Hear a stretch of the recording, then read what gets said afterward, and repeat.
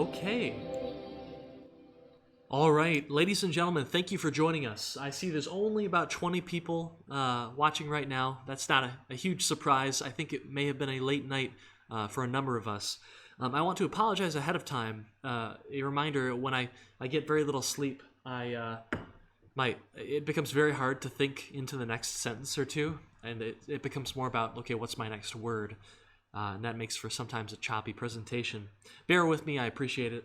I want to go over some announcements, and then today we're going to finish up our talk on games and education, right? The power that games have to teach and get knowledge across. And then we're going to move on to a topic that deals more with the games industry itself, industry being the key word.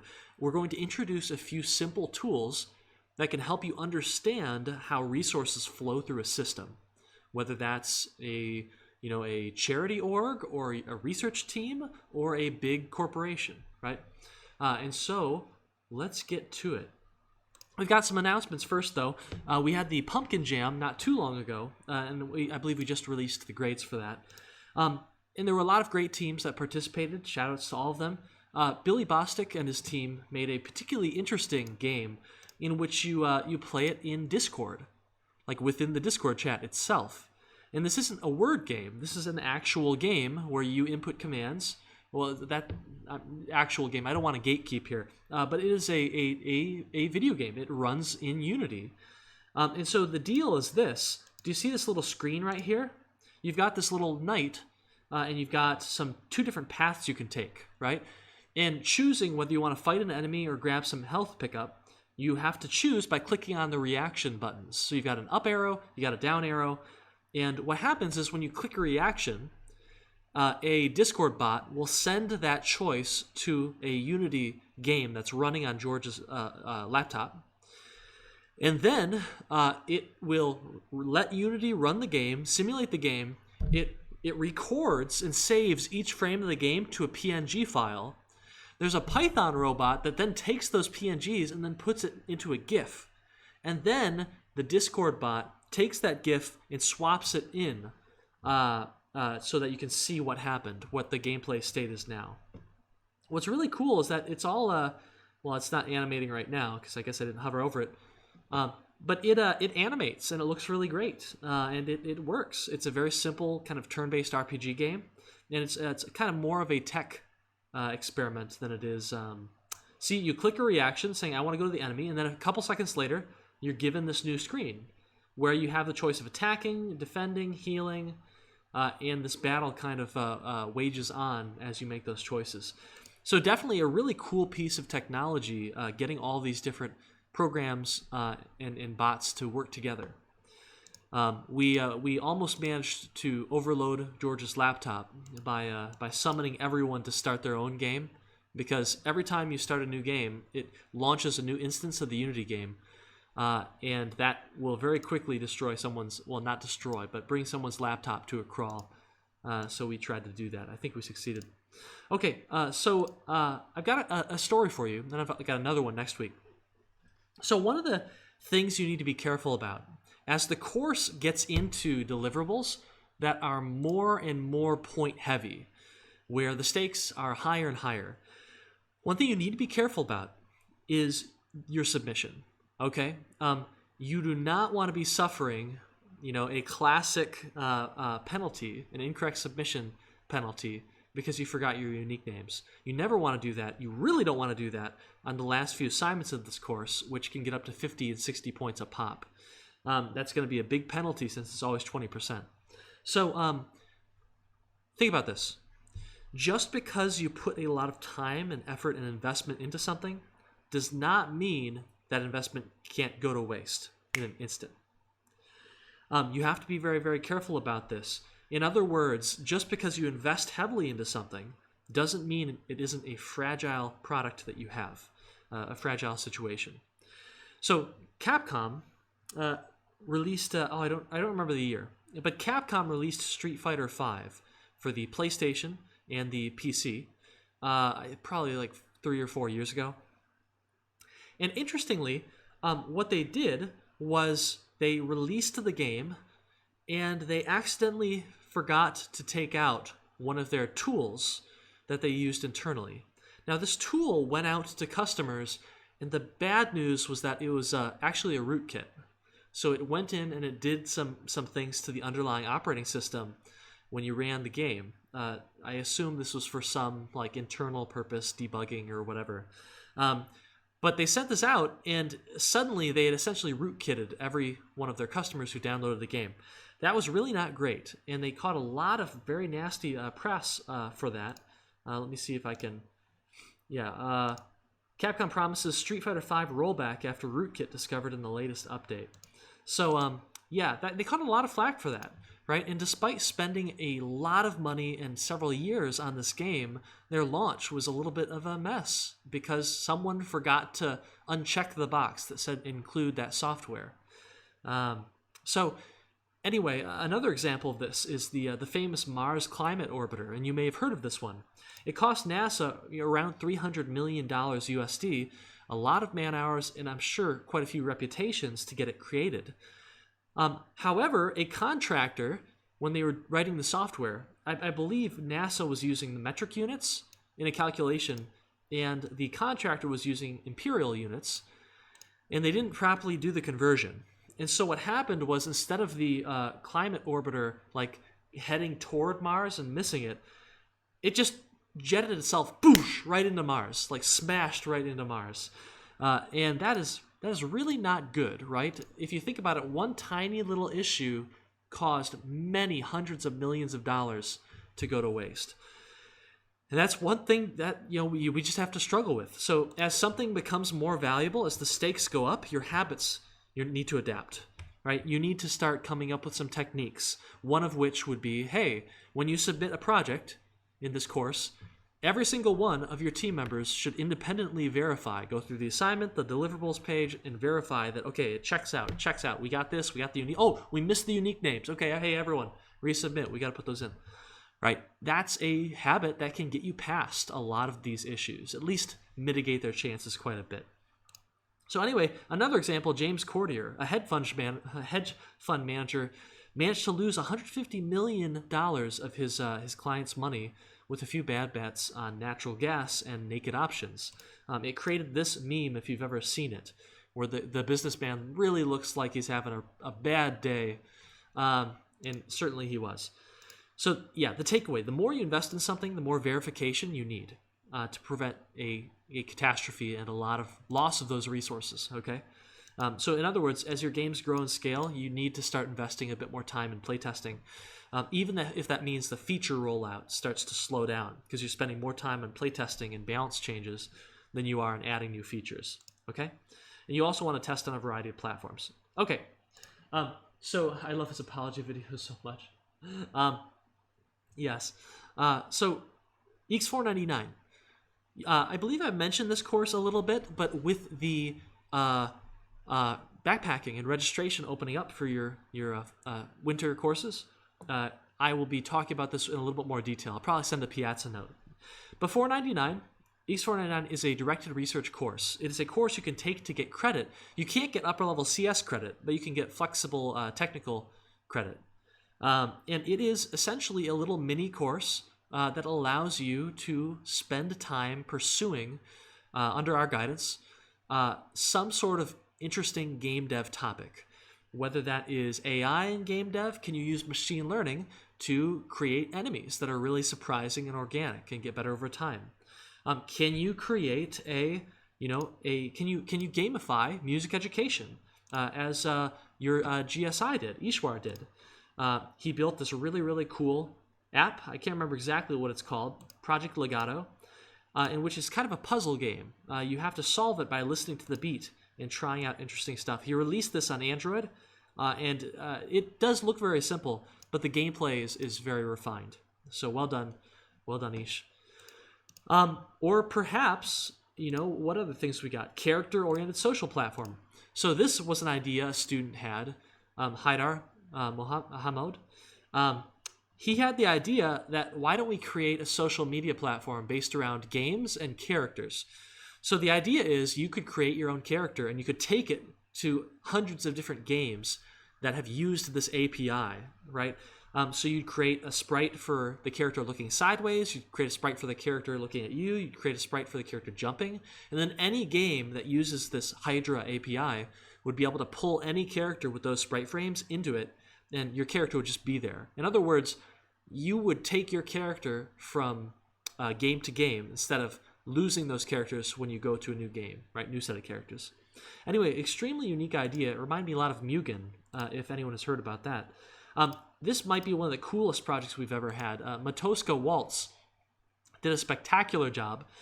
He found that there was a machine learning bot based on convolutional neural nets, and I think genetic kind of advancement of those networks, kind of like the MAR.io I showed you earlier. But he found this open source project that was doing this, but for Celeste. Unfortunately, it was doing it really poorly. Like the furthest you could ever get was through this first room, and then the bot never got any further. So Matoska took this open source project, added a bunch of information into it to make it more granular, so the bot could see more of the arena, understand more of it, and sped it up by like 10x, which meant that you could train much faster in a given amount of time, which meant that Matoska actually allowed this bot to get not to the first room, end of the first room, but to the end of the fourth room. So big improvement in this open source project's performance on Celeste. So a very, very cool result. If you're interested in taking this course, I will post the registration form. There are a couple applications you need to fill out, and we'll need to talk together about what you want to pursue. But in general, this is a much easier course and much less time-intensive course than EECS 494. So if you have some room in your schedule, you might want to consider it. I'll send some info later. You have some other things that went out this week. First, your P3 Milestone 2. This is essentially what you expect. However, actually, you know what? I don't recall. I don't think this is the first. Is this the first deliverable where you need to post to itch.io? You know what? I think I need to add that. So later tonight, this assignment is going to get a little bit of an update in which you're going to make your first ever blog post to itch.io and a couple other websites. So the iteration.txt document will essentially be placed on a public forum instead. Okay, I'll have to update that. The schedule got mixed up. This used to be P3 Alpha, which is the next deliverable. Okay, you have 2 extra credit opportunities. If you've taken a little bit of a hit lately and you're feeling a little bit down, don't worry too much. These are 2 extra credit opportunities that don't require a ton of work, but have quite a bit of points associated with them.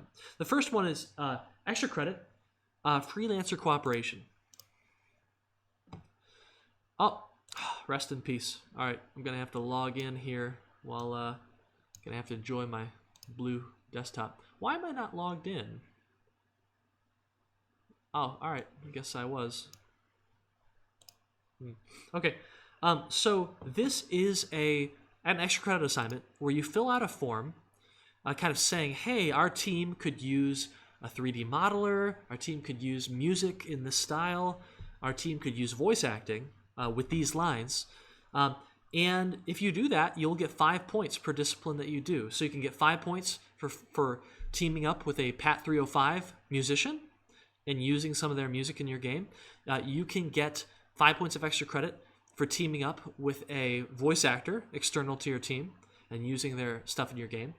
And you can get extra credit for finding a 3D modeler or a 2D artist external to this course that contributes to your game. Okay? So this is meant to encourage you to kind of practice the client-freelancer relationship where you have a team. This team lacks maybe certain skills or needs additional support in certain disciplines.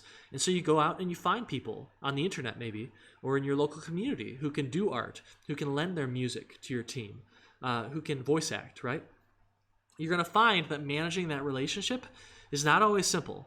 And setting the expectations for what you want delivered is not necessarily easy. It can take quite a bit of work to get what you want and have it be effective.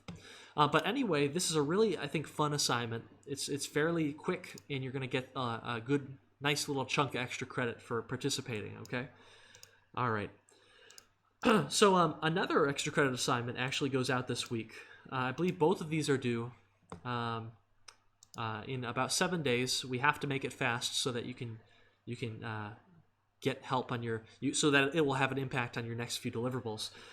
P3 Analytics is a fairly new extra credit that essentially gets you extra credit points for proving that you've implemented some form of analytics into your game. Okay. Analytics is super, super cool. Currently, you're getting a ton of video feedback, right? So people play your game and then, they give you their reactions. You can see their face. It's super useful. However, sometimes you can do a little bit better, right? So maybe your team wants to know exactly what route each player took, or they want to see the heat map of where players tend to go in this map. And you can do that. You can do that pretty easily. Using some built-in technology. Unity provides an analytics API where you will use these kind of built-in analytics functions. You can follow the thing here. And then you'll see a graph online sort of like this. Let me show you what I mean here. So here's a function. If you import the analytics event at the top of the screen, using analytics event, you'll get the level complete function in which you simply call this with the name of the level that was complete. And then over time, what will happen is you'll look at your online Unity dashboard and you will see data that looks like this. It will be aggregated and cleaned up for you. I'll go a little bit smaller. And this can tell you a lot, right? You can kind of see, okay, how far are players getting before they quit? How many times do players die? What enemies are landing the final kill? So for balancing difficulty purposes, right? And so it can really, really give you a lot of insight into your project. Now, something that you'll need to do if you do this extra credit is you'll need to include a little consent button or pop-up because you don't want to be collecting data on people if they're not expecting it, right? And if they don't want it. So you'll add this consent screen pop-up, and it needs to turn off the data collection if they say no to that. Okay. All right. So I believe that's just about it. You send us some photos proving that you're collecting data, and we're good to go. Okay, and that you've got the consent button. Okay. Does anyone have any questions? If someone on our team is in PAT 305, would they count for extra credit? The answer is no, unfortunately. So the good news is there are a lot of people in PAT 305 who will want to help you out. So you'll still have a lot of options. Okay, so let's keep going.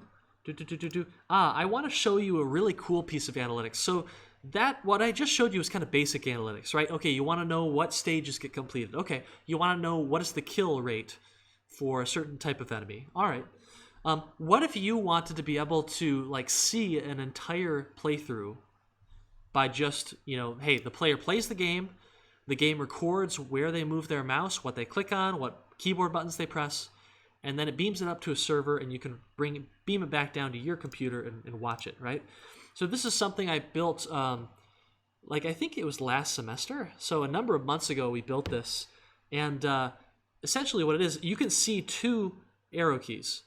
You can see two mice in this video.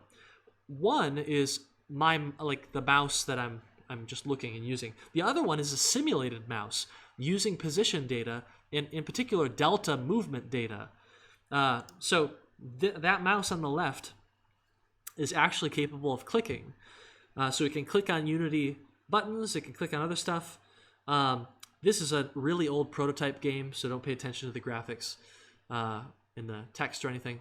So you can see that mouse, it actually turns red when the player's clicking, and it actually is capable of dragging stuff.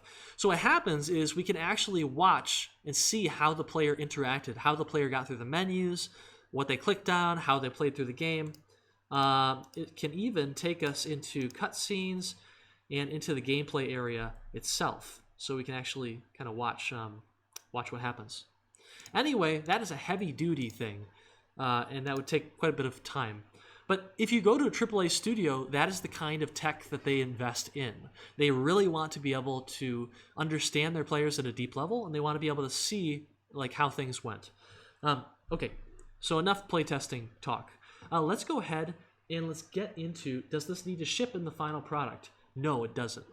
You do not need to ship it in the final product. You just need to prove that you're collecting data with consent so that you could kind of see it and get more information from your playtests. Okay?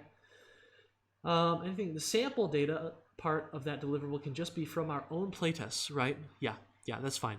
You don't need to send us data you've collected from others. That would be maybe a little bit ethically questionable, but we would like to see the format of the data that you're collecting. So just play some sample playtesting sessions as a team and send us that. Okay, let's finish up this education games lecture. So last time, if you recall, we talked about how games, wow, they seem to be inherently educational, right? A big part of creating a well-designed, engaging game is an experience that teaches players about the virtual world they're in, right? Teaches players mechanics, teaches players what to look for, what to care about. In some of these games, they provide educational value without even seeming like that was the point, right? So you play Roller Coaster Tycoon because roller coasters are awesome and this game is extremely engaging. But in doing so, you learn about economics and about having a budget and about debt and about layouts and optimization, right? So it's a really, really cool thing. Even a game like Resident Evil has way more math in it than you might think at first glance because it's not really the focus, right? The education comes second, and that's not focused on. But in reality, the education is really, really poignant. It's like it almost feels like the point sometimes. You come away understanding a lot. And so we saw Minecraft and how Minecraft, a game that's already loved and very engaging, was really successfully kind of retrofit with these new educational features where teachers could like walk their students through like virtual recreations of the Wild West and historical events and stuff. Logic with Redstone and get a lot of value that way. And the kids were super engaged. They were learning quite a bit because, of course, this game is already fantastic. We talked about how going from an educational game and adding fun might be really, really tough because you're kind of set, right? If you go in and make your core design about being educational first, chances are you're sacrificing engagement. And that typically a game that is really educational and successful at this will start as kind of an engaging, fun, well-designed, general-purpose video game, and then kind of add on and push educational aspects of it later. So let's go ahead and get into the Oregon Trail, okay? A quick reminder, this was a 1971 game created by Don Rauch in Minnesota, and he was a middle school teacher, or maybe elementary school teacher, I think. He had to teach a unit on Manifest Destiny, the westward migration of the kind of East Coast where most of the Americans were at the time. He had to program this for the school mainframe. He created it in 2 weeks, and it was a smash hit for everyone, okay? So what I'd like to do is I would like to play and show you this game. We're not going to play through too much of it. I'll leave you to do that later. But what I'd like to do is I'd like to do a little bit of decision-making as a team here. So I'm going to need your votes, chat. And we're going to see how it goes, all right? The Oregon Trail. So let's see if I can get a zoom going on here. Look at that. You can feel the classic energy in this game right here. How do I zoom in? Does anyone know? No. I feel like this is really kind of awkward. Let me do this.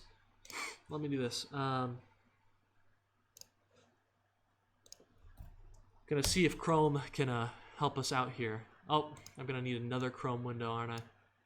Is it messing with my captioner? It was. Okay, so we got the Oregon Trail. We're gonna open up our thing here. Okay, I accept. You can have my soul. Okay, there you go. Okay. So, whoa, hello.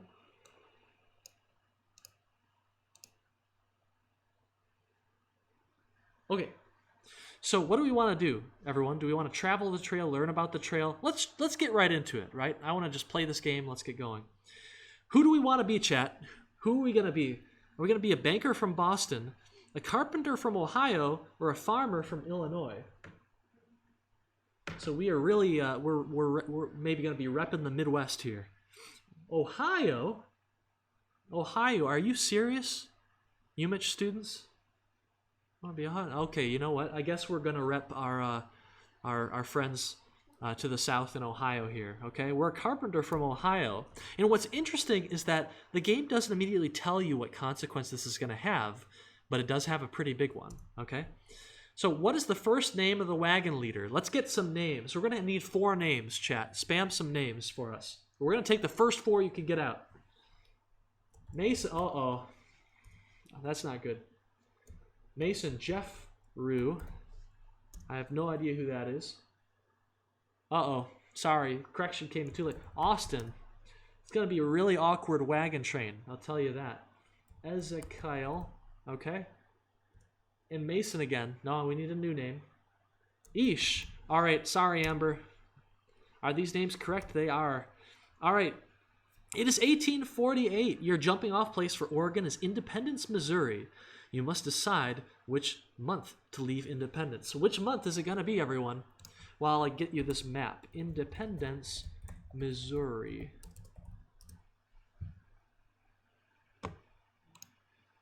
It's going to be 2-3. Okay, 2-3. Going to be in April. In April. Okay, so here's the question, everyone. Why would you choose one or the other? This is a super important choice. But why would you choose one over the other? Weather. Bingo, that's it. Everyone, this is Independence, Missouri, and we need to get all the way over here to Oregon City on the west coast, okay? We need to cross the country in our wagon train. So let's ask for some advice, because one of the interesting things about that time was, like, you didn't have to make these decisions yourself. You could ask your family, you could ask people around the town. So we're going to be prudent, and we're going to ask some advice. We got a lot of people saying 2 or 3.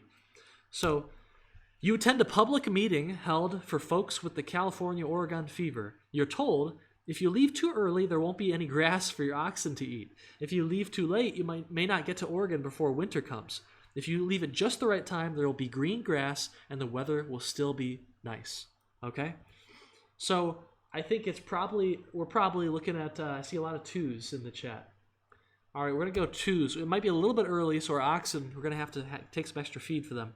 Before leaving Independence, you should buy equipment and supplies. You have $800 in cash, but you don't have to spend it all now. You can buy whatever you need at Matt's General Store. Hello, I'm Matt. So you're going to Oregon. I can fix you up with what you need. A team of oxen to pull your wagon and clothing for both summer and winter. You're going to need plenty of food for the trip, ammo for your rifles, and spare parts for the wagon. So I'm going to go ahead and I'll make these. I'll make some purchases ourselves because I don't think we can make democracy work as quickly as we need it for this particular lecture. So let's go oxen. There are 2 oxen and a yoke. I recommend at least 3 yoke. I charge $40 a yoke. How many yoke do you want? Well, we should probably listen to our fellow here. I recommend at least 3 yoke. Okay, how much food do we want? I recommend you take at least 200 pounds of food for each person in your family. I see that you'll have 5 people in all. You'll need flour, sugar. God, my price is 20 cents a pound. How many pounds do you want? Okay, so we got 5 people, 200 pounds per person. That's going to be, what is that, 1,000 pounds? Okay, but are we feeling risky? I want to save some cash. All right, I don't want to be out broke when I get to Oregon. So what we're going to do is we're going to take half the amount of food. You know, we're going to take 3/4 of the amount that he recommends. Okay, live a little bit dangerously. Clothing. You'll need warm clothing in the mountains. I recommend taking at least 2 sets of clothes per person. Each set is $10. Okay, so 2 sets, right? That's going to take 10 sets. However, we are living on the edge here. We're going to take only 5 sets. Okay, 4 ammunition. Let's see here. $20 a bullet. Each box costs $20. So how much do we need? You know what? I heard that the Oregon Trail was a pretty peaceful place. So let's just take 1 box. Spare parts. Okay? You know what? I'm really feeling lucky. We got this fantastically engineered wagon train. So here's what we're gonna do. We're gonna take how many wagon wheels? We're gonna take one of those. All right. How many axle wheels? We're gonna take one, and tongues. Okay. So we're gonna live life a little bit on the edge, and then I'm gonna press spacebar and leave. Well then, you're ready to start. Good luck. You have a long and difficult journey ahead of you. Okay.